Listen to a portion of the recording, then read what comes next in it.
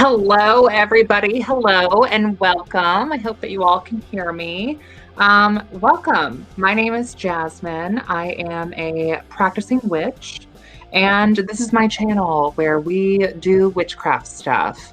I have a lovely guest with me today who I stalked on TikTok for a little while. And I fell in love with them. And we have like a little behind the scenes thing on Patreon if you want to see that, where we had our first awkward neurodivergent spicy meeting. If you want to see it, but I will let them introduce themselves. So go ahead and say hi.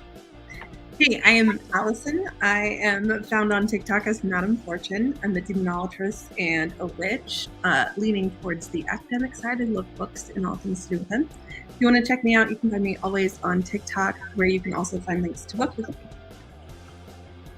And please check them out, and I will make sure that any links that they would like to have in the description will be there. So please go check them out. They are worth checking out. And isn't there something coming soon? Oh, yes.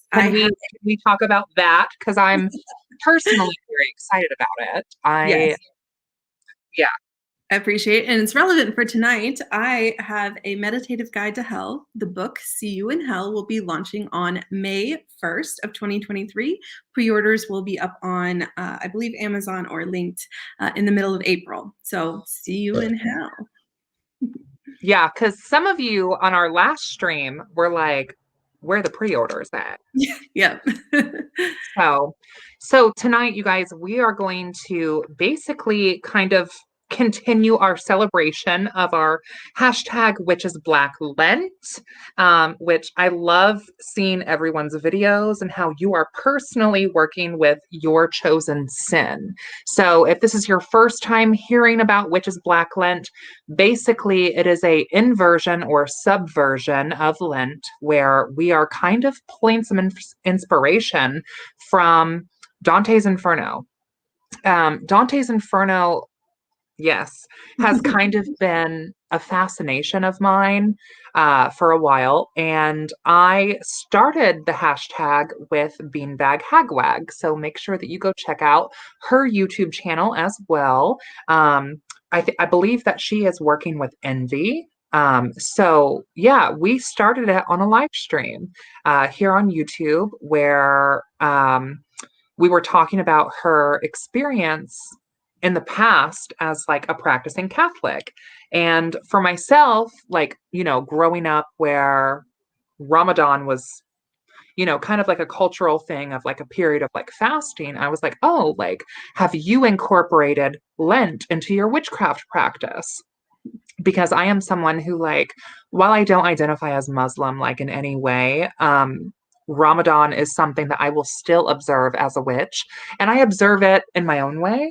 And so I was asking Beanbag Hagwag, do you still observe Lent? Because I know plenty of like Italian folk witches that weave a lot of Catholicism still into their practice.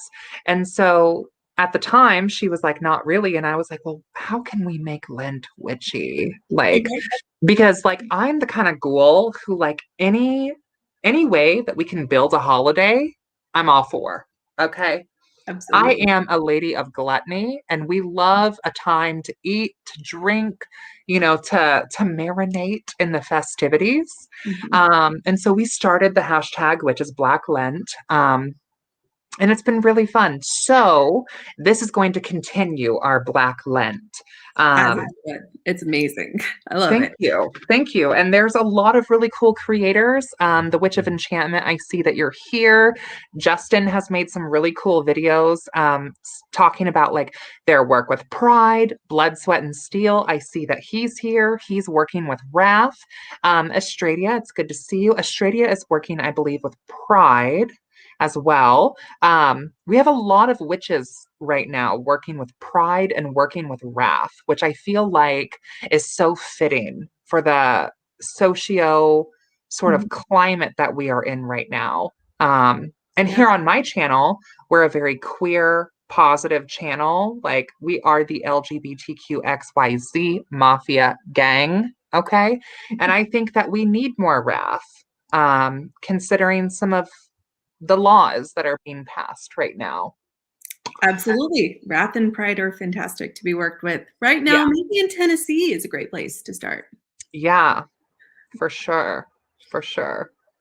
But yeah, I am super excited about your book, madam. Like, oh, I can't wait. Like, I am excited too. I'm very nervous though. It's really weird to put out nonfiction on the topic of hell. Let's I love let's say that though. And we need more, honestly, we need more like UPG, I think, out there. Mhm. Because I think that UPG is kind of how neo traditions really grow. Yep. I mean, it's how all traditions have grown in the past. Everything that we have written down was somebody else's UPG at one point.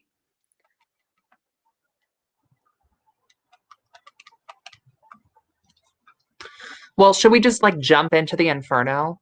Yeah, totally. Should we Yeah. just jump in? Okay. Well, maybe we should tow our line up to the gates. I Oh think yeah, yeah, yeah. Let's tow our lineup gates. it's relevant talking about pride and talking about wrath because some of those things that we're facing right now were talked about as Dante talked about the antechamber of hell, which is not purgatory, which is literally the space right before the gates of hell.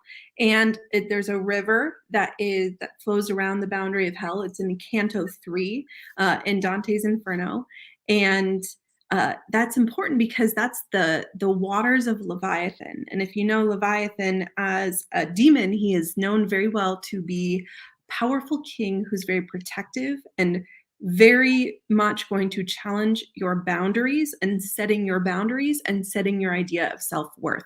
So approaching the gates of hell is approaching and coming face to face with your own self-worth and whether or not you deem yourself worthy of entry, which is really, not so much fun, but fitting and a fantastic place to start because when we talk about getting started as a witch, it's so important to take an inventory of ourself and our own existing beliefs in order to understand our biases and other perspectives. And that's how we gain empathy in and of itself. And Dante's Inferno was initially a poem, right? Yes, it's an epic poem. I believe it was written in the 1200s at a time around Florence when there was a lot of political upheaval and a huge difference between the upper classes and the lower classes. So his commentaries on the politics of it come from his own experience against politicians in the upper class. Yeah. Um, Taya Kennedy is also doing this challenge, and she made a whole video talking about how the seven deadly sins are kind of like almost euphemisms for like the time that the poem was written, and how kind of using this aspect of like, you know, don't be too greedy, be happy with what you have, or don't be too prideful. Who are you? Like you're a peasant. You shouldn't be that prideful. Don't be envious of, what I've got over here because what you have is what God has given you and you should be happy with that. Don't be too lustful and enjoy your life too much because you're meant here to serve. Don't be slothful because you're supposed to be diligent and serve the capitalistic machine. Well, Um, yeah. I mean, one of the greatest crimes that's in the second circle of the ninth circle of hell is usury. Making money without doing the work is so sinful that it's worse than murderers. And that's only directed at peasants and people who weren't given the stewardship of wealth, yeah. uh, which is A way to make the poor poor and the rich richer. exactly. Mhm.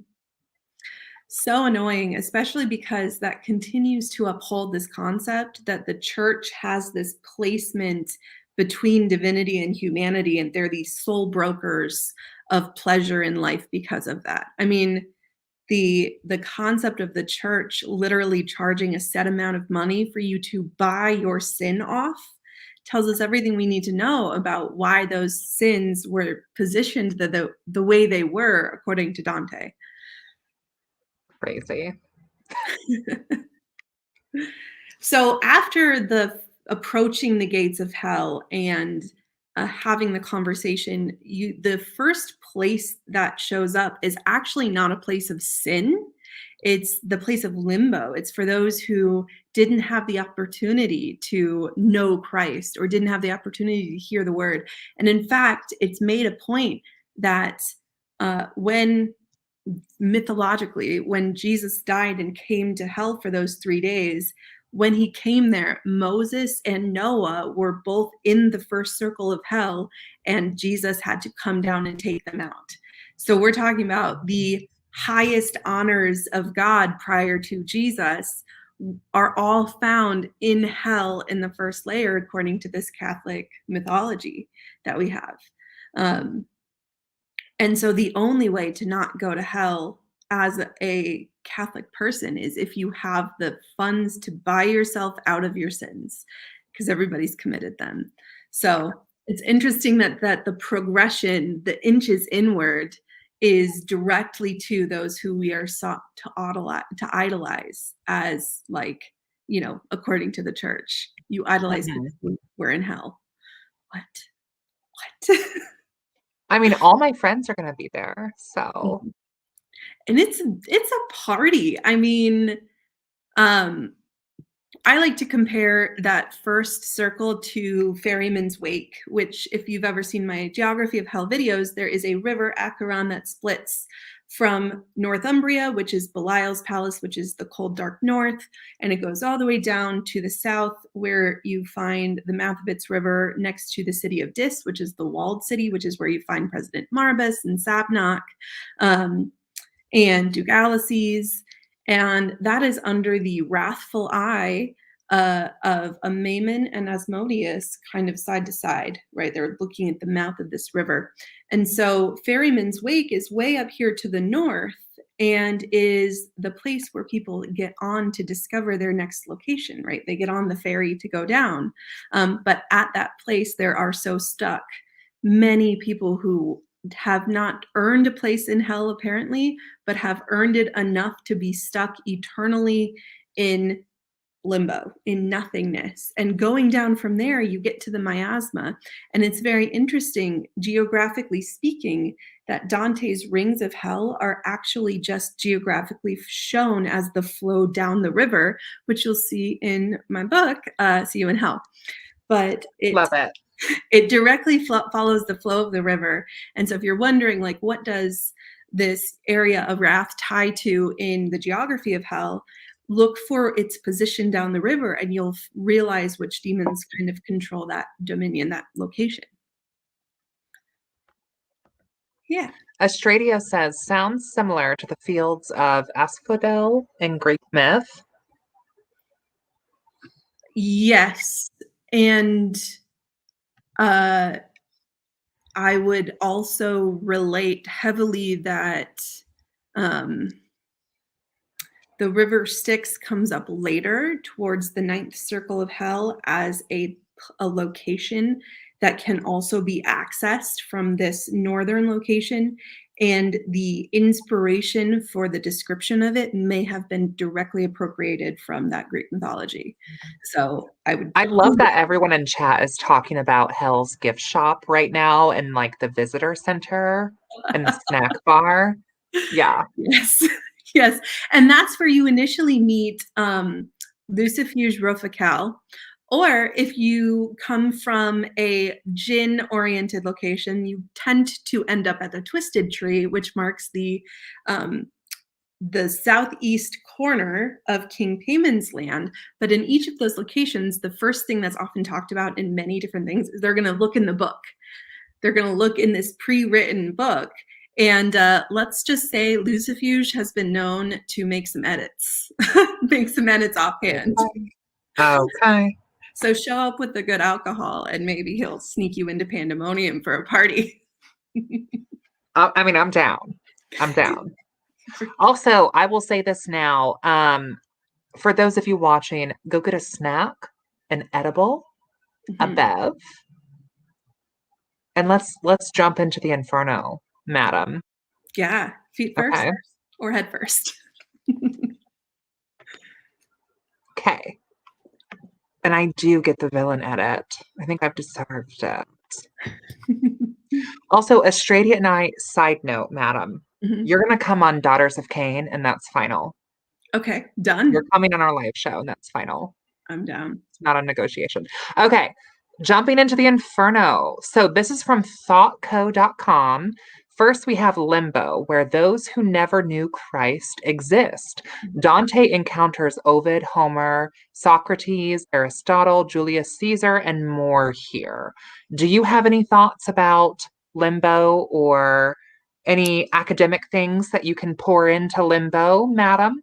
Yeah, so Dante wrote this epic poem and he styled it after Homer himself. So him placing Homer there is the same as when he discusses this location where he met Moses and Noah. Secondly, he specifically mentions Socrates because Socrates' daemon is the one that most Greek schools of mystery sought to achieve to. And Socrates, who was completely guided by a daemon, being located in hell is indicating that that daemon was a demon in the later understanding of the word. So he's actually inserting some philosophical version of theology in there that aligns with a lot of the Gnostic thought that came before the Hermetic, which became alchemy at the time. So there's some very intentional leanings that come out immediately in just who he meets. And he's also careful to separate. You'll see in the ninth circle, in the deepest circle of hell, there's a king, one of the kings who besieged Thebes. However, we know Julius Caesar was not only a traitor, but also a very violent general. And him being located in the first circle of hell indicates that we're not taking an unbiased view of the world or an unbiased accounting of sins. He's saying very specifically that the sins are attributed by the victors, that history is written by the victors, and therefore the sins of our Italian fathers are nay as great as the sins of those against the Greeks or against the classics or against whoever else. So he's laying out that perspective difference in very clear ways just by who he's choosing to point out. And as we get lower in the sections, you'll see there's this whole chunk of time where he's coming across specific Florentinians that he knew, and considering that he's only mentioning those who he considers amazingly impressionistic characters. Think of how inflated he is placing his own ego and of his comrades, his equals, essentially saying, we are worthy of being written alongside all of these other great names. And we are, if not worthier than they are, to have this place in history.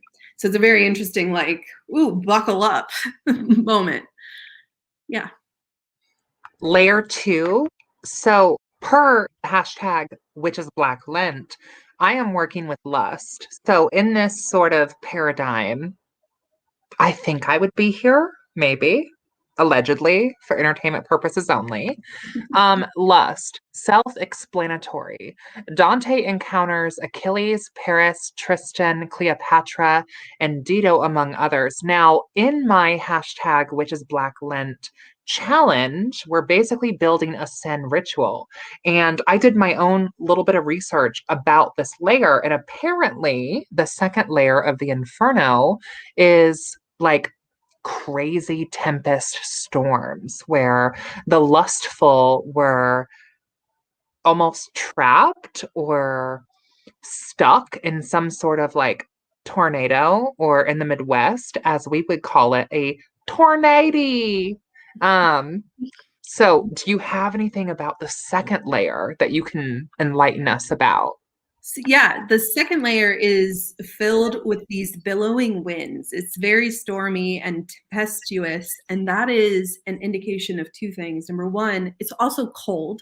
So playing on the hot and cold nature, the coquettish nature um, of being at your own whims. And he's essentially commenting that those who find themselves in lust do not have a very strong sense of grounding or anchoring, and they can't be trusted with their own whims. So they are taken wherever the wind blows them instead of them being in any control over themselves. What's more interesting about that is there is this very interesting tie into King Asmodeus and how he communicates with hot breath, according to a lot of like mythology. In fact, in the same letters that talk about the touch of Belial to Pope Honorius, they talk about Asmodeus's lustful breath, which is the hot behind your ears that you feel when you get all turned on, or the, behind your knees, or the weakness that comes about. So Asmodeus being associated with both lust and wrath in this sector are well related to how he's talked about in demonolatry, and the power of his breath.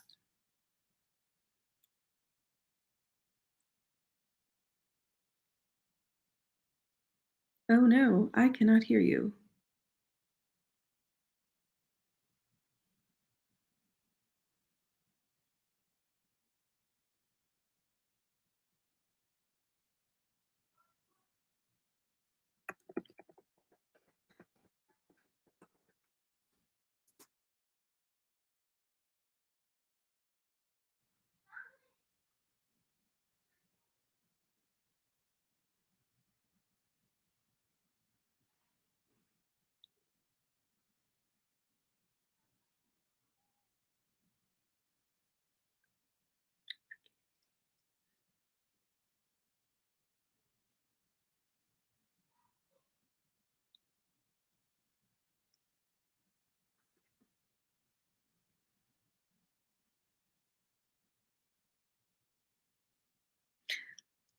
Can you hear me? I will pop out and come back in.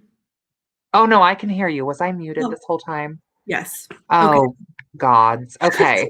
So Like, the third layer is gluttony, where those who overindulge exist. Dante encounters ordinary people here, not characters from the epic poems or gods from mythology. The author Bacall took one of these characters, Scale, and incorporated him into his 14th century collection of tales called the Decameron. Now, before I say let's get into that, I saw that there was a really good question earlier. I think I was maybe muted, about the chilling adventures of Sabrina from Tamra. Let's get into this later mhm. because we're going down the Inferno right now. But Tamara, comment this later when we have our Q&A, because we will have a Q&A at the end. But Madam, what can you tell us about gluttony and the third layer? So gluttony being ruled by Beelzebub is somewhat depicted to be represented similarly to pandemonium, except this concept of everybody laying in essentially putrid disgustingness. And essentially the commentary that he has on it is that those who are consumed by gluttony, which is what I am celebrating this Black Lent, are going to be doomed to a life of being surrounded by their own misery. But he also lumps into the same group sloth. So you get this Belphegorian influence. And the thing about Belphegor is that he pops up as the ambassador to France and was well associated with, at the time, the Cathars, who were known to shed off all of their riches so they would not qualify for other sections of hell. But he makes sure to include them, damning them to this sector of hell because of their sloth and gluttony, in that they were still rich with the things that they had worked hard for. So anyway, Beelzebub is a fantastic reference and demon to work with when working on gluttony, and is known as the thrower of parties. If you thought being in lust was a party, scooch on down to this layer, because it's a fun one. Well, and is it gluttony where basically they're kind of like trapped in like this weird gelatinous sludge? Is that the layer of Yes. gluttony? Surrounded by both an endless supply of food and their own putrid waste. So it's giving that Damn, sounds like a terrible time. I would hate to be there enjoying myself. Like, literally oh, not moved sounds away. horrible. Would hate to be there. Yep. So the next layer, that's the fourth layer, that would be greed.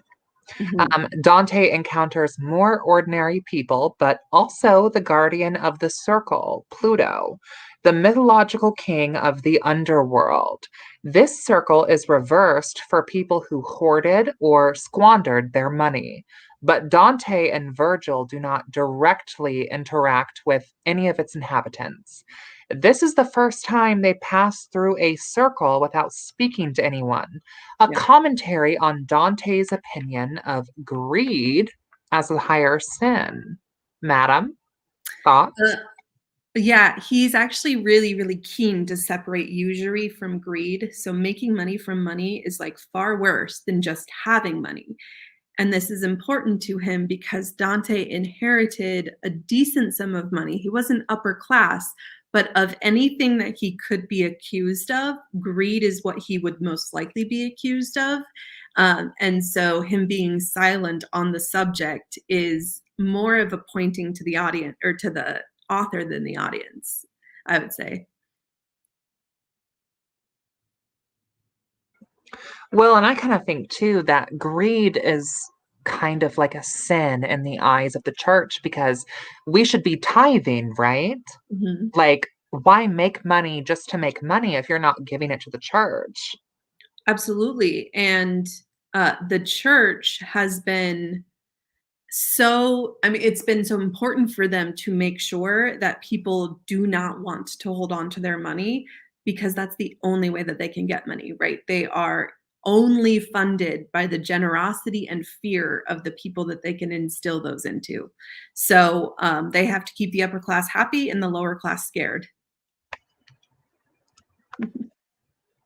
The fifth layer, anger, or maybe wrath. Is this wrath? Mhm. Maybe? I don't know. Anger. According to thoughtco.com, Dante and Virgil are threatened by the Furies when they try to enter through the walls of Satan. This is further progression in Dante's evaluation of the nature of sin. He also begins to question himself and his own life, realizing that his actions and nature could lead him to this permanent torture. Um, so this is not Satan, this is a city. I don't know why they put Satan there, but in this layer, it's actually the specific interaction that happens is the wrathful are fighting each other, wrestling each other, and drowning each other over and over and over again in this river, and they are on a boat in this river, and suddenly a wrathful man jumps out of the water and tries to attack them. And Virgil, who is guiding Dante, pushes this wrathful man back down. However, Dante says, I recognize him. He is I recognize him from my town. And they have a conversation about what that could mean. And it comes to be known that the dead know the future, which is really strange because it does not align with the majority of all the other mythology and Catholic mythology that Dante is pulling from. And it does align with the concepts that are held in the East that he could only have known from the alchemical texts of how the jinn can work through time. That would not have been well known in Italy. And so him adding that in there kind of tells on himself that he had access to alchemical libraries and texts from the East. And along with that, it was suggested that he actually worked with a particular demon called Duke Dantalion in order to create this work, who was the same demon that worked with Cleopatra and then was known to hold the secrets of the Library of Alexandria after it burned. Also, loved Italian. It's great. Period. Like we loved Italian. So is this wrath? Is Yeah. this layer wrath or Mhm. no? Because there's Yes. 9 layers of the Inferno, but there's 7 deadly sins. And that's because the layers are not the layers are not based only on the deadly sins, but they are based on some of these. There's also the last 3 layers have sub layers to them. So it's not specifically just designed as the 7 deadly sins. It also includes heresy, and it also includes usury and some other ones that are not talked about commonly. And then it separates violence out as well, right? So violence and wrath could be also linked, but it doesn't declare the type of sin. It's only in violence you have the murderers, homicides, and then you have those who commit murder against themselves, so the suicides. And then the last one that you have are those who commit murder against nature, which is where they also tie in things like sodomy Oh, and okay. blasphemy. I So will be there. yeah, I will be in that layer then. If that's so it gets interesting as you get the breakdowns, like, oh, why is sodomy not lust? Oh, they thought of these as very different things, so our apparently. next layer then, layer 6, would be heresy. So this is Mhm. not necessarily pride. No, this would be uh, the sin of disbelief. This would be where you have these reformists that do not believe they have to go through the church to access God. So it's somewhat How pride, dare they? How right? dare they? Yeah, it's also this is, I believe, where the liars go into heresy. Well, this says Rejection. heresy, rejection of religious or political norms. Dante encounters Fiorentina degli Ghiberti, a military leader and aristocrat who tried to win the Italian throne and was convicted of posthumously of heresy in 1283. Dante also meets Epicurus, Pope Anastasius II, and Emperor Frederick II. Mhm. Epicurus is important to note because Epicurean tradition was one of hedonism, one of, if you're living your life right now, then you should enjoy it. And note that that is so much worse on the list compared to even gluttony and lust. I That mean, I'm down though. yeah, I'm the, down. the concept of taking pleasure in your life is worthy of being in one of the lowest circles of hell. That's how bad it would be considered if you don't work for what you do. So that's one of those other interesting, like, very cultural pointed bits. And this was also a time in Florence where they were newly coming into traditions of knowledge and newly coming into, again, not just the upper class having the access to books or reading. And so they started in, the first things that they were studying were the classics, right? Were the things that were already in Latin, the classic, what the Romans would have looked at as the highest parts of life, which was hedonism. The Romans are so well known for their hedonism. And so it's curious that they put Epicurus there. Anyway. Oh, you're muted again. Our next layer, sorry, y'all. We got a lot of controls over here. Our next layer is violence, layer 7. This is the first circle to be further segmented into subcircles or rings. And there are 3 of them, the outer, middle, and inner rings, housing different types of violent criminals.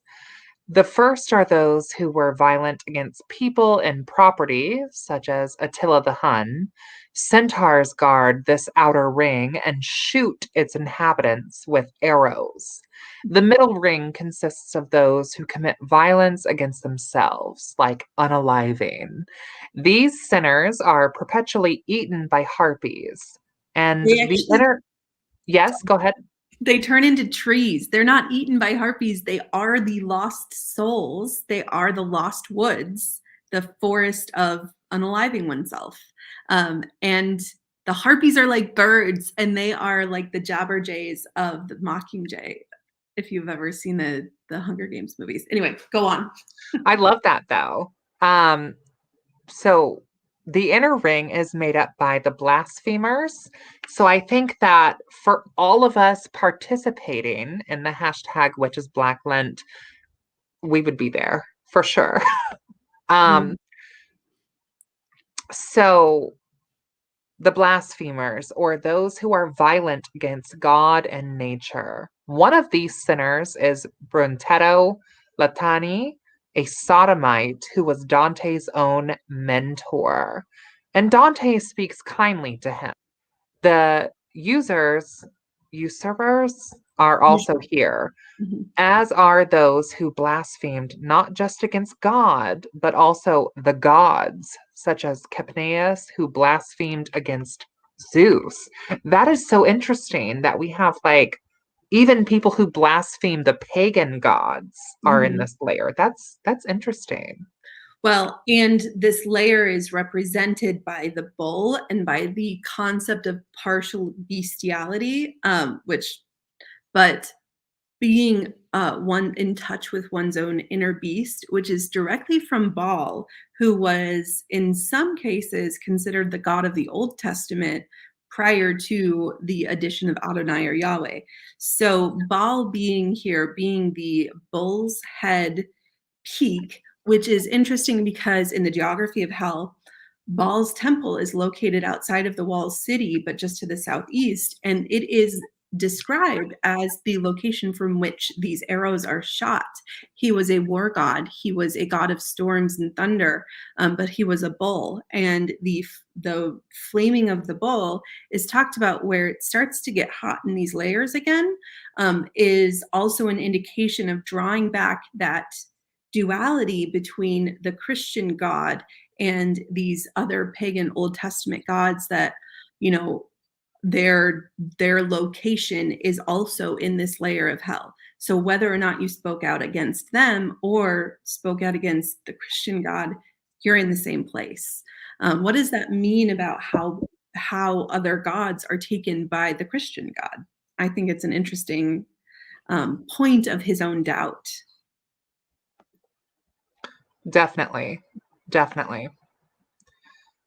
I just think that Dante's Inferno is so fun, and I love what people are saying like in the chat, like how we need a planner to keep track of which layer we're supposed to be in, because as I go through these layers, madam, like I'm just like, oh, I would be there. Oh, I would Mhm. be there.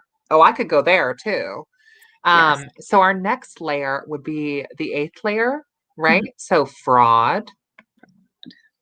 Yeah. Fraud.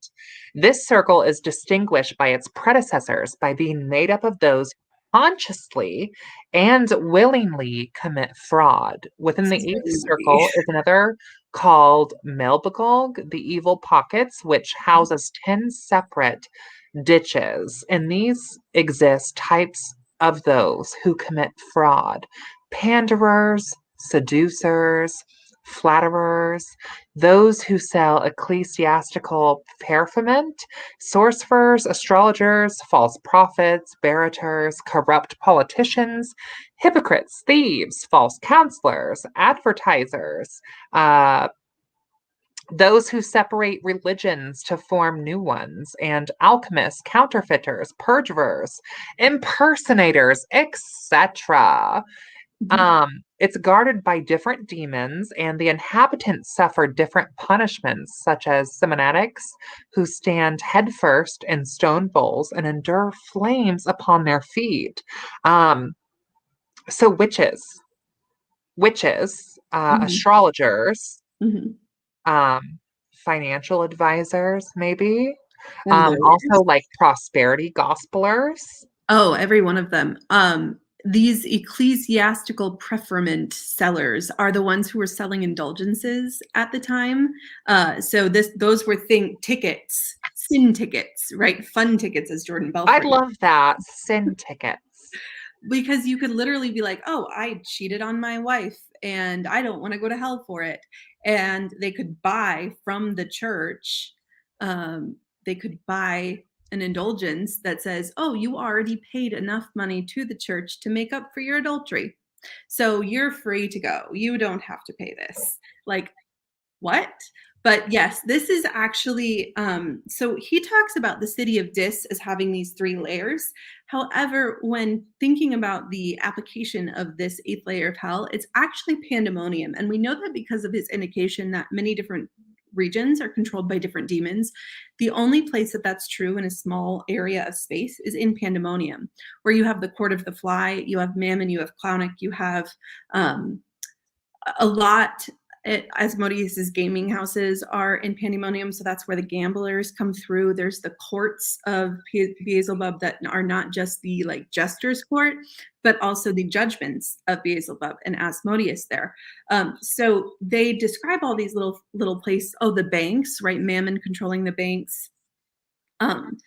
They describe all of those places as key specific places, and this is where you can see some tie-in back to the Chilling Adventures of Sabrina, where they do talk about the different places, and they are taking place in the court of Beelzebub.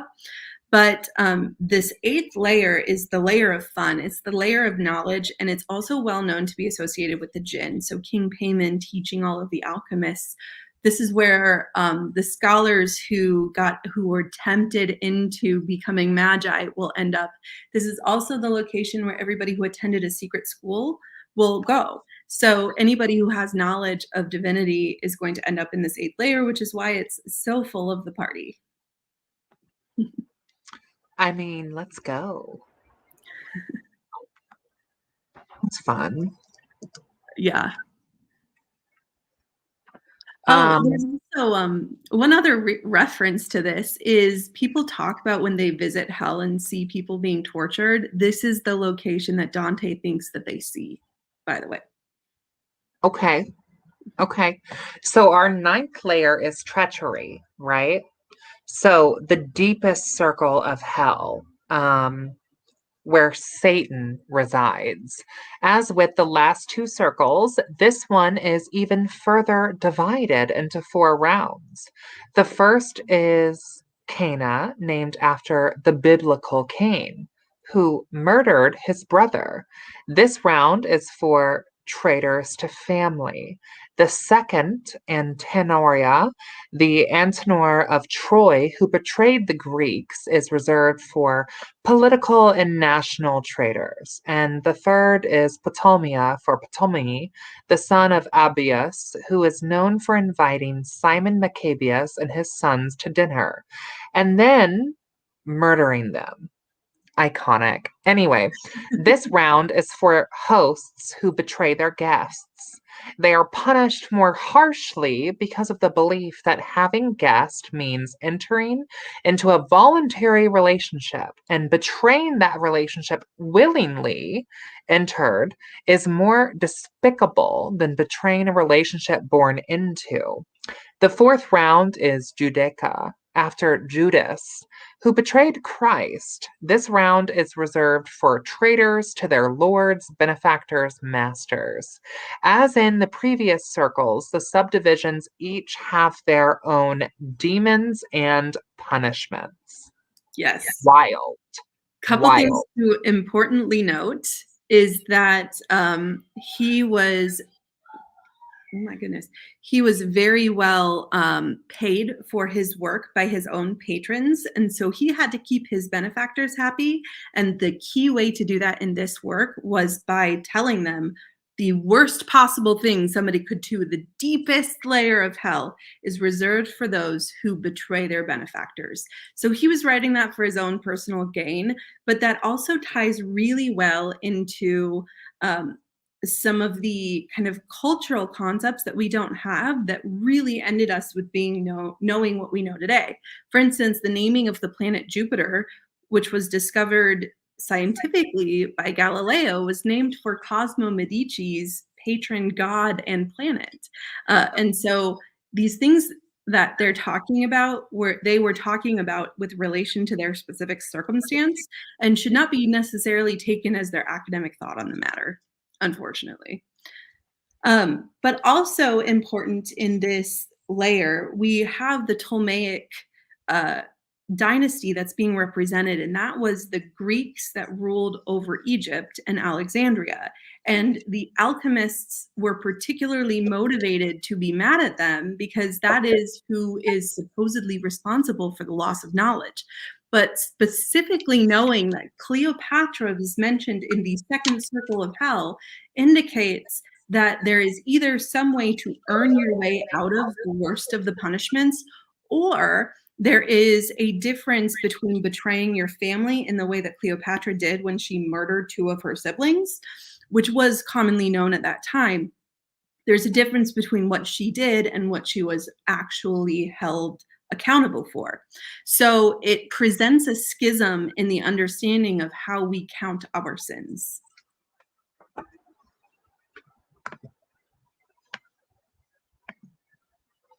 So, yes, same. That's why I'm so happy to have Madam here on this live stream.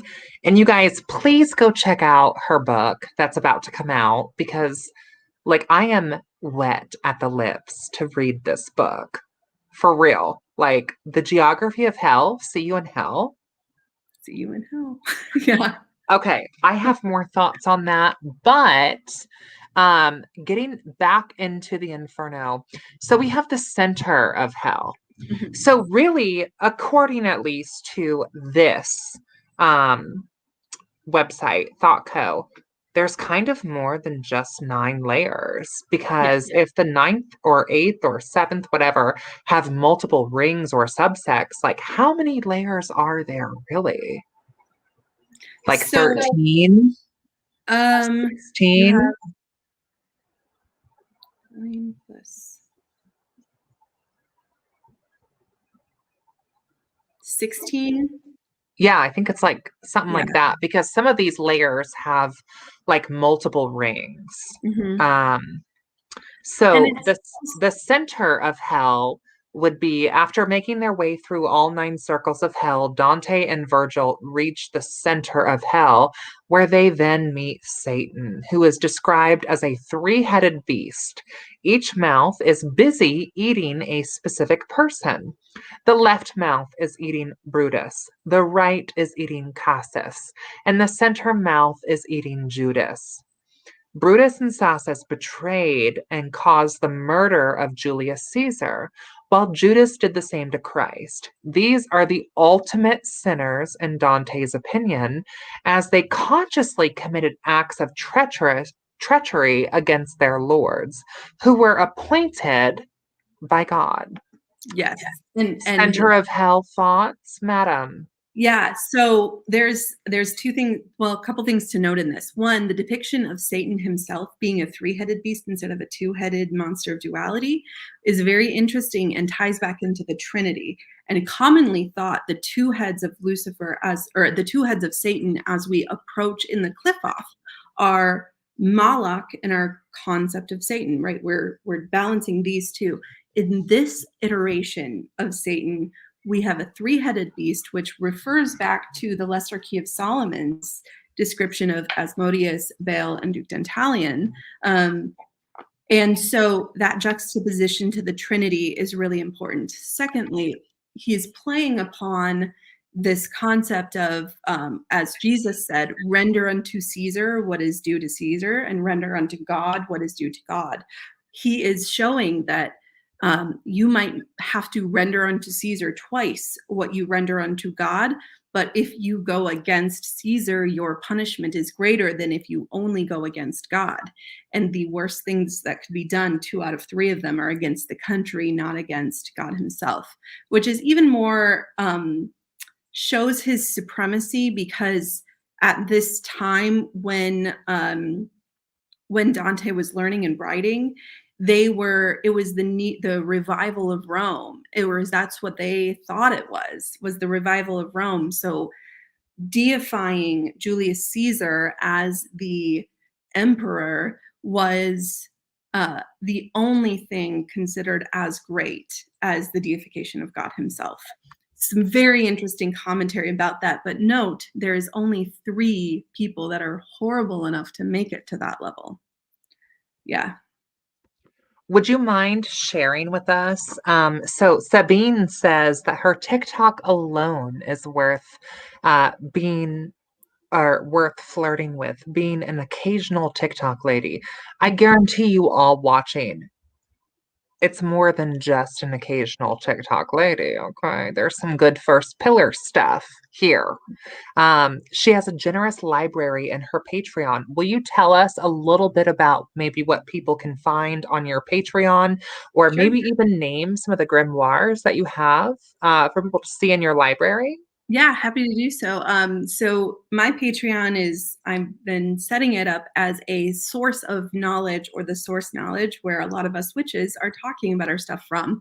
I will And happily link this link in the description as well. So send that to me, please. They can find it. for sure, yeah, I totally will be the tour guide of hell. But what's important about my Patreon is that it's $1 a month, and that is subscription to the library. And essentially, the library is where you can download all of these grimoires that I've put together, including the classics like the Lesser Key of Solomon. I actually do have a version of Dante's Inferno on there, as well as Paradise Lost. But in terms of other grimoires, we have like the Oberon, we have the Red Dragon, we have Grimoirium Verum, we have Le Dictionnaire Infernal in both the French and the English. We have the Latin translations of a lot of different works. Corpus Hermeticum is on there. A lot of the really key like baseline texts that are really important to understanding how our craft relates to the rest of the world are in there. And there's some modern books in there too. So it's just a source, a place, and that dollar subscription is just literally to be able to keep supplying them. So I hope it becomes a new Alexandria kind of a thing. Yes. Yes. Also, if any of you have questions for Madam about Dante's Inferno or the geography of hell, or just general infernal questions, now I think we can kind of open that up. Mhm. So please comment down below whatever your questions might be. And I have a question for you, Yeah. Madam. Mhm. I would love to know, like, okay, so you've mentioned before about like the jinn and demons and infernal. So I would love to hear from you, where do the jinn fit in hell? Like, um, is it the Shayateen jinn, like specifically? Because like, when it comes to like my occult understanding of jinn, it comes from like a cultural aspect of Mhm. like the Shayateen jinn Mhm. specifically. And there were being like Marids and Huns and Johns and like Yes. different variations of jinn, just like there's different variations of Fae. Yep, exactly. And in fact, I there's a would love link. I would love to hear what you have to say. So I'm just gonna let you have it. I'm gonna put Sure. this up. So there's a link between the Fae and the Jinn in a lot of ways. And as talked about academically, the Jinn have at least 5 different kind of key types, and then many subtypes under that. However, the quote king of the Jinn, according to a lot of sources, but most namely being Solomon, was King Payman. And so there's this land that is Jinnistan, which is the northwest region of hell.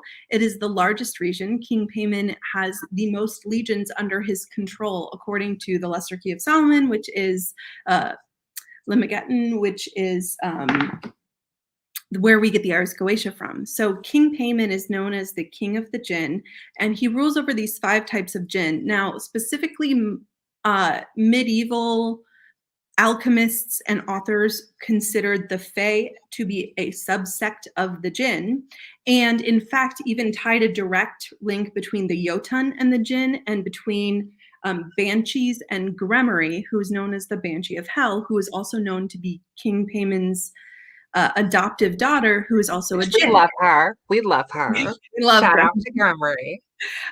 And so all of those things in conjunction, when we are talking about jinn subtypes, we know that many demons, as we indicate demons today, that's not their classification of spirit, that is their spiritual background. What they are is jinn. And so Duke Dantalion being one key thing. And if you're ever looking in an old grimoire that has any links to the Knights Templar or has been passed through the Catholic Church, you'll know that that particular demon has a jinn subtype. if they say something to the effect of they know the past, present, and future, or can see the past, present, and future. So that has that jinn like Mhm. correlation and Yes. demonolatry. Yes, that actually specifically was supposed to indicate that this was a jinn type spirit and that you have to take those literal precautions with your words and things. That's also why you get a lot of these introductions saying you have to command them or say their name in order to command them. It's because of the jinn association and magic with the jinn.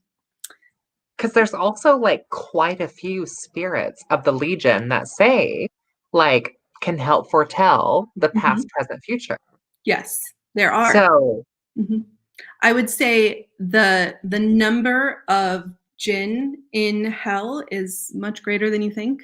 I I would agree. I would agree because like I did a live stream with another creator talking about demons and jinn, and I feel like based on my own UPG that like the Shayateen Jinn would be in hell. Like the Mhm. Shayateen Jinn are supposed to be politically aligned with Iblis.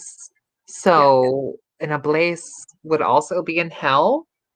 Specifically in the city of Jinistan, where they have kind of their own essentially public forum and court. The Jinn are well known to be mercurial and mind driven and knowledge driven. They're the kings of academia in hell. They're the knowledgeable ones and the keepers of the knowledge in a lot of ways. So they have these public forums where they are constantly discussing and infighting in and of themselves their own philosophies on things.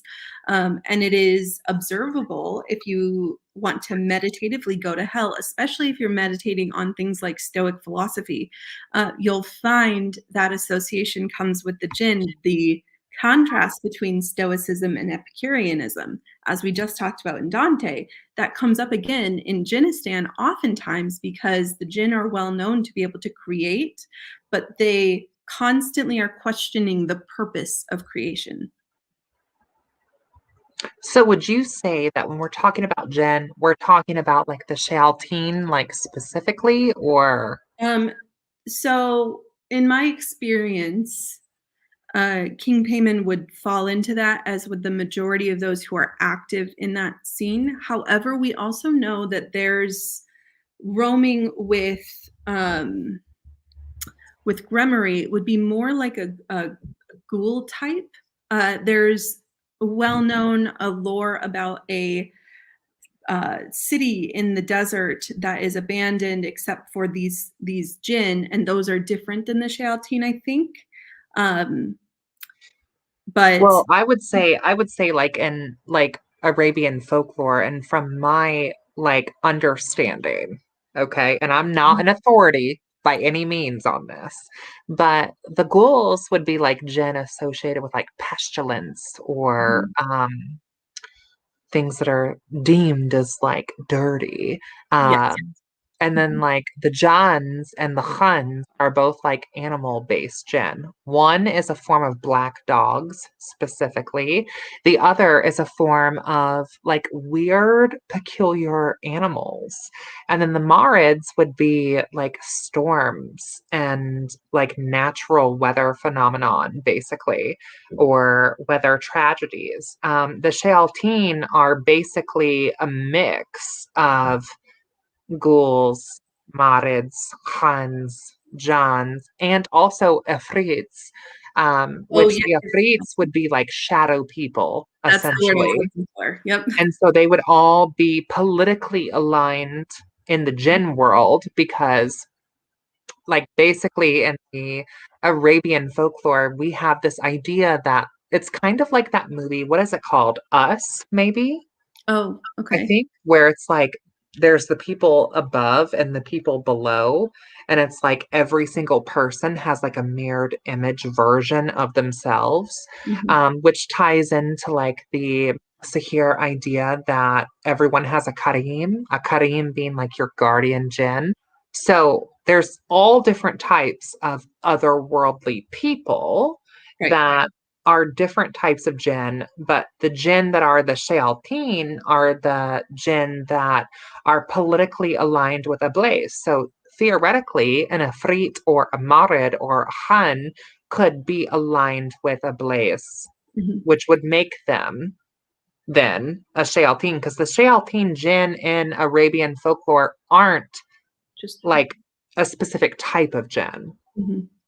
Yes, and that aligns with my UPG, and that aligns with some of the things that I've read. I will say that I have read far too many appropriated Western texts about the jinn, and so I appreciate the clarification and would absolutely like going to Jinnistan and on the parade walk between Jinnistan and the New City, which is represented in the Six of Wands card, which is super fun, but is where there's this confrontation of your own shadow and this concept of you can learn to use your shadow to portal yourself to different places, but it's also the completion of the pilgrimage of the cliff off. Representing, separating, and owning your duality while also owning and being in communication. The daemon, the word where we get demon from, is the same thing as daemon, which is the same thing as a higher guardian angel, which is the same thing as a guardian jinn. All of those are the same concept in one, neat little bowl represented in a lot of different places. But yeah, there is a flurry of activity that happens in the Gemini type of thought patterns of duality that come with the jinn. Yeah. Very interesting. Very interesting. Um, yeah, I don't know why I never thought of that connection between like, the members of the Legion that are marked by past, present, future, and like thinking of that in terms of like the time traveling aspect of the Shayateen, because that's noted in some like Arabic grimoires, like the Book of Mysteries or the Book of Life or um kitabs going down, these Arabic grimoires, even in like the Gael the Hakim or the Pictrix, we Yeah. have like some mentions of jinn, I think, in there as well, which I think that the Picatrix was there's some mistranslations in there, I feel like. And I think that that goes to be said that there's a lot of like sihir or Arabic magic that is kind of like stuck behind a language barrier. Oh, yeah. And directly intentionally done so. So starting in like 1144, when Summa Perfectionis was translated into Latin, the people that were doing the translating were motivated by the Knights Templar to do it. That's who were paying them to Right. do it. So they were intentionally mistranslating things that might be considered offensive to the Western ear or the Christian ear. So they absolutely did that. And what's even more an interesting tieback is Dante, which we were just talking about. The Picatrix would have been one of the few alchemical references that he could have looked at and could absolutely have been a place where he understood the concept of the dead or those in hell seeing the past, present, and future. In fact, his hints at alchemy and his hints towards that being in that deep layer of hell where he was able to gain entrance, maybe because he was worthy according to Virgil, or maybe because that's where he belonged as he was practicing alchemy at the time. So, Which yeah, alchemy, astrology, witchcraft. those were the Eastern arts that were brought back with the Knights Templar. And they were intended to be kept exotic, but were obviously the baselines of knowledge that got passed down as Western esotericism. Okay, so I am going to just kind of like let you have the stage here for a moment, just kind of like talk about anything that you want to talk about because I have to go pee. Okay. So give me a moment, y'all, and I will be Sure. right back. Um, but yeah, go ahead. Whatever you want to talk about, just just talk to the audience, babe. Yeah. So, in connection with Dante, what's really interesting is that along the points that he reaches through in hell, he very specifically talks to, in one segment, the father of one of his friends who is in melancholia and cannot conceive of a situation in which his son would not be as worthy as Dante to take upon this venture into hell. And so this man is convinced that his son is dead because that's the only way that his son wouldn't be there. And that indicates that Dante himself thinks that he is far more worthy, even than his closest friends.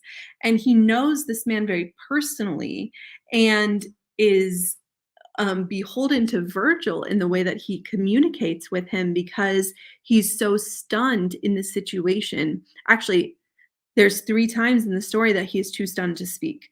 And 2 of those times he goes unconscious. And this is the 3rd time when he is overtaken by the grief and emotion that comes out of his consideration.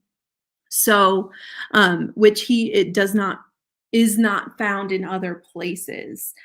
Which also indicates further that this is the place where he believes he deserves to be and the rank that he has earned. Now, it's even more interesting when we consider that he was later exiled because the publishings of his work were considered heresy against the church, right? He was not a theologist, or a theologian. He was not that well educated by the church, and his writings were supported by private ventures, by private people who wanted his writing to be known for them.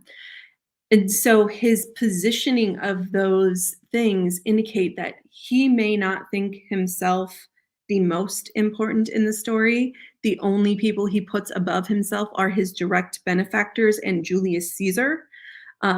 And that indicates just how clearly his lens of ego is covering the rest of his journey, because he is meant to be learning about the things that make somebody worthy, but he instead is only seeking to judge everything that he sees in reference to himself, which is the greatest sin of pride that could be taken. You're muted.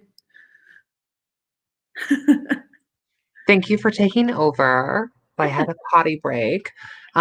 So I think you touched on this a little bit earlier, but have either of you seen The Chilling Adventures of Sabrina on Netflix? If so, would love to hear your opinions on how they depict hell. I think it's very interesting how they chose to depict hell, especially with the more Jinn influence of the portal, right? And they kept some things true to how hell has been described, but they took far more than what I thought they would take as a show, Christian understanding, and included a lot of these concepts of torture, which, to be honest, I just don't see happening in hell. Hell is not generally, as a witch, a place that we see as a place of torture. It is a location that we can go, away from this plane. But anyway, especially their representation of pandemonium was fun and similar to what Beelzebub represents, with it being this lavish place of constant feast. And it absolutely is that kind of court of party and of people interrupting one another and just being raucous. But it's definitely not an organized place of torture by any means. It reminded me, I think that the Adventures of Sabrina took a lot from the Gospel of Aradia, like that particular sort of traditional witch's grimoire where Aradia's father is Lucifer and her mother is Diana. Or if you want to fall down the conspiracy of Lilith, Hecate, fill in the blank, I think that show took a lot from the Gospel of Aradia. Absolutely, yes. But has been sued by the Temple of Satan, which is also more interesting. Well, the Satanic Temple, right? Because Yes. the statue, yeah, the Yes. statue in there. Um, I like the show. It's a vibe, but maybe don't steal people's original artwork for production. Right. And also do a little more research, because the Baphomet, being the representation of the Church of Night, is antithetical in that the Baphomet was first represented as a demon by the Knights Templar in their letters and did not appear before then. So is well known to be a Modern construct, an really? egregoric demon, not a Yeah. demon. Yeah. So Which I would say that for myself, um, Baphomet to me represents more of an alchemy sort of concept mhm, of like as above, so below, so the heavens, so the infernal, so man, so beast, so male, so female. mhm. Um, and I have grown to like love this symbol. And I think that the symbol can be more than just like a symbol. Um, but it is a symbol. Yep, Is exactly. yeah. Mhm. So Blood says, Madam, are there any references in the sources you've come across that use the devil's blacksmith? Yes. Which Blood is a content creator here on YouTube. Blood actually made our Coven's ritual stang. Mhm. And so I think that's why they're particularly interested in blacksmithing and hell. Yes. So Queen Nama is known as the holder of the realms of blacksmithing, as are Sabnock and Duke Alices in the walled city. So in with Queen Nama, her goal is to melt down false idols and then arm yourself with those false idols, like melted down. She's fantastic to work with and is known for the alchemical state of calcination, which is also associated. And then I would look into Sabnock, who's well known to be an armorer and a um, as well as Azazel. Azazel is like, hey, say my name. So Azazel, are you happy? Anyway, sorry, that was a lot. He No, was I love it. I love it. We can be a lot here, and I welcome the cringe. the cringe. Yes, I Yes, can like be we very are the cringe lords, darling. good, good. Oh, so anyway, yeah, so Sabnock would be the other one that I would look to. And then Lady Astaroth is the holder of the armories of hell. And so she is the one that can get you the key to seeing that weaponry. Estradia, who is my co-host for Daughters of Cain, which you're going to be on, period. I'm going I to love bully it. you into it. Be down. Estradia says, in regards to demons, Goetia, witchcraft, I am deeply interested in familiars.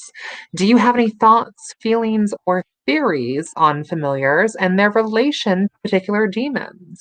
Absolutely. So, familiars are talked about as being something that demons give a lot of different practitioners. And a lot of the time, when they are discussed in especially the Lesser Key of Solomon, they're not just talking about animals, they're talking about familiars as they will give you a coven of similar souls. They will bring you to your soul family or your soul tribe.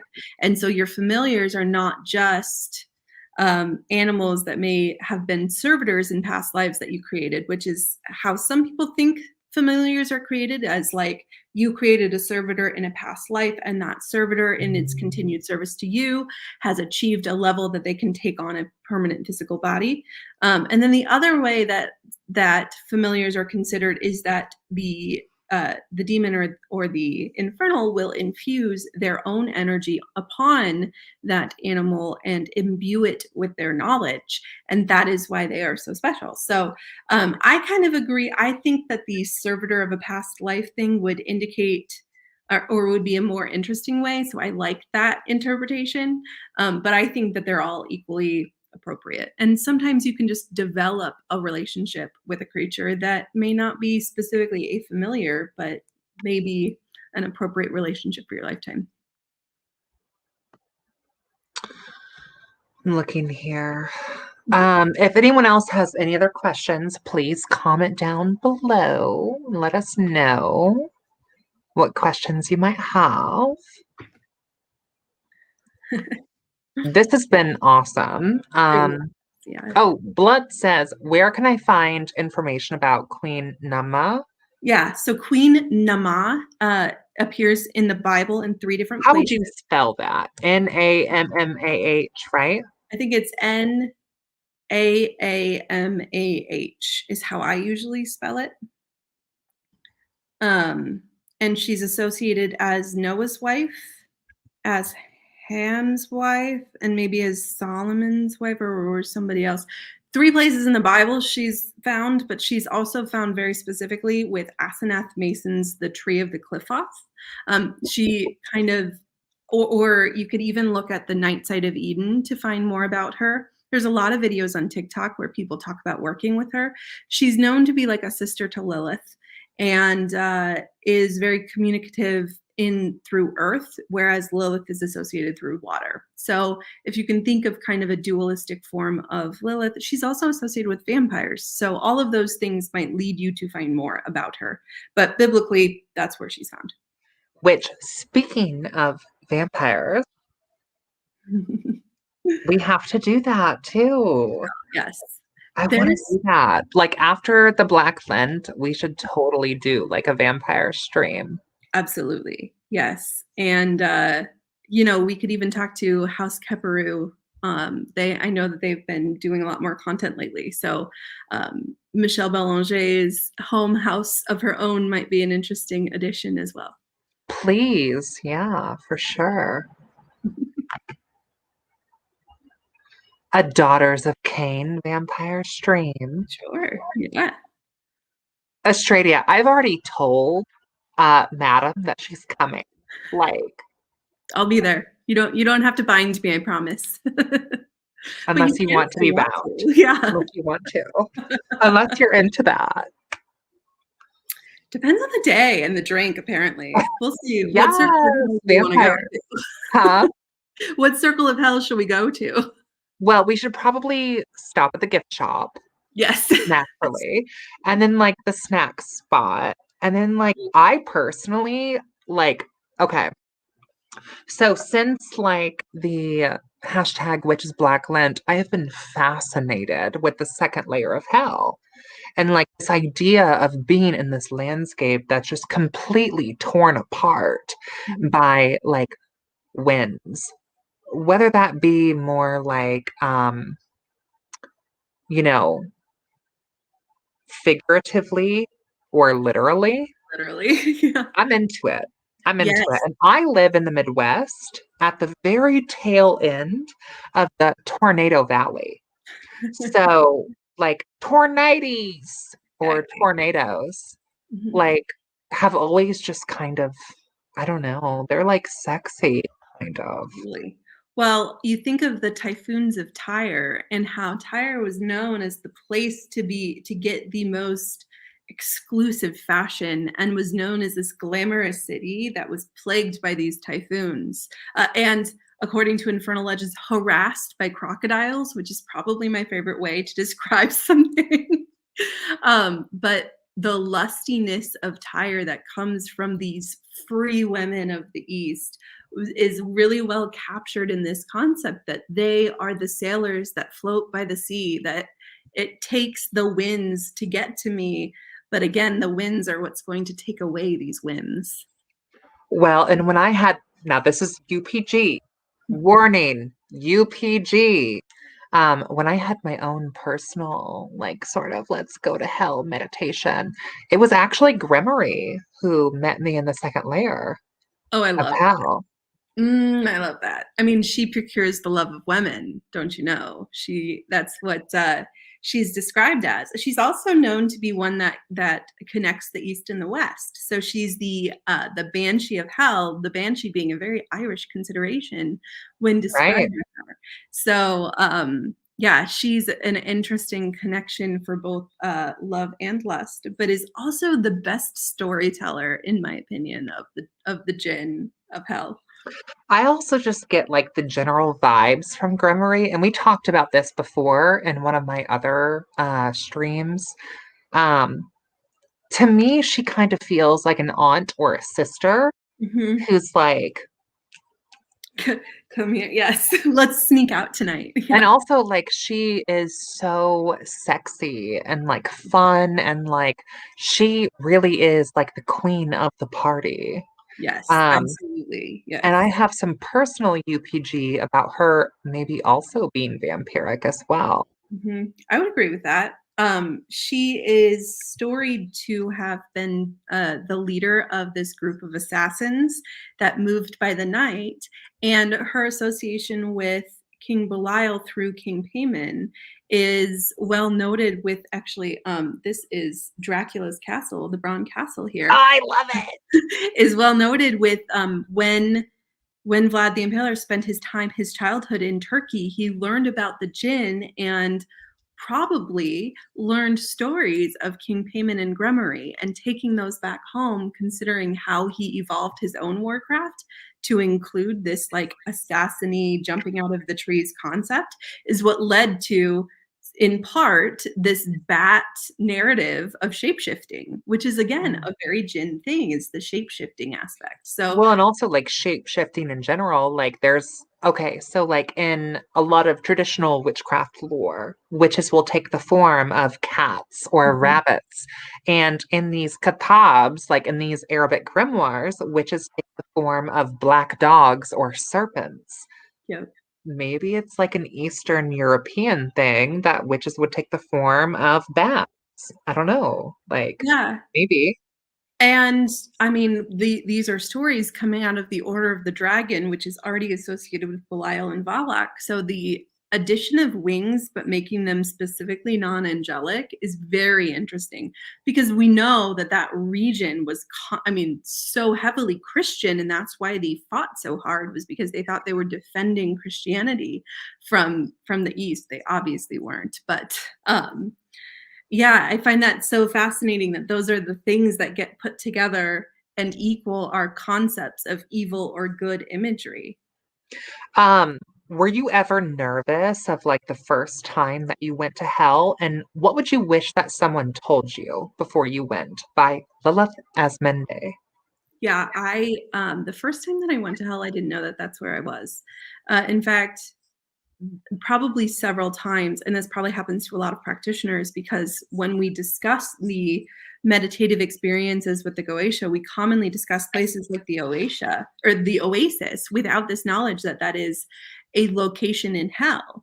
And I stumbled into that information kind of with the mixture of King Payman and Stolas.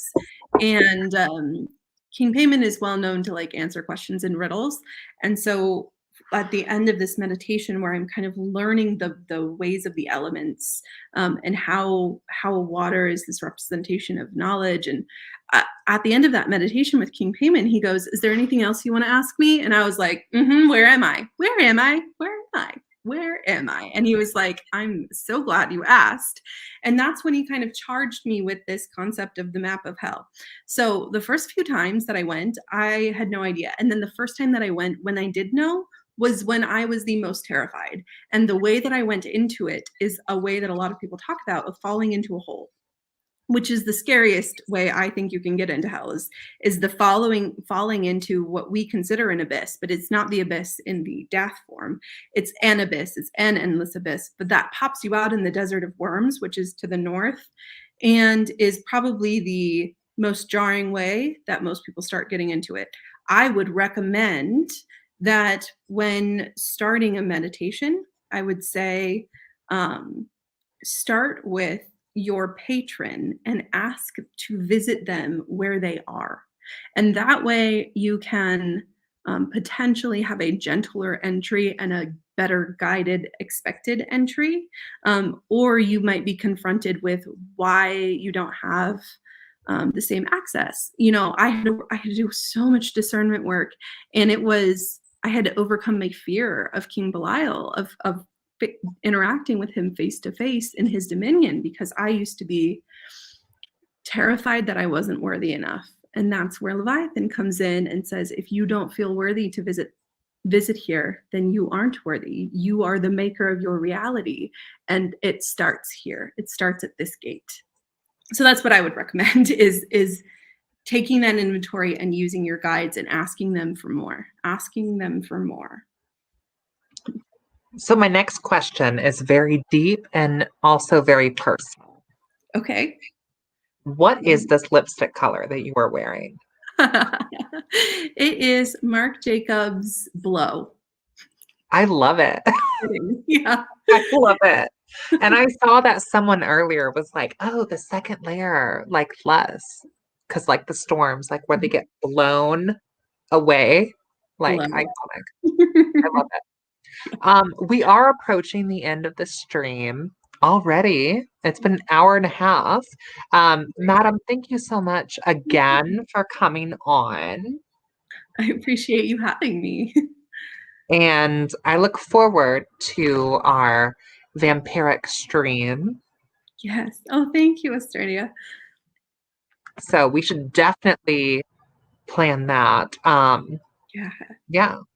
Okay, so any last plugs? Your Oh, TikTok, the yes. book. Follow me on TikTok where you'll find all of the things. Book with me if you'd like a reading or infernal practice mentorship. And my book is coming out on May 1st. It will be available at Amazon at first and likely at Barnes & Noble pretty soon after that. But it is called See You in Hell, coming out on May 1st. Love it. Well, thank you again so much for coming on, and thank you everyone in the chat. There's been so many of you. Um, I can't read all of your names, but I appreciate you all being here for real. I appreciate it. And yeah, thank you. We'll see So, you next time. yeah, so until next time, blessed be, and we will see you in And hell. I screwed all that up. Okay.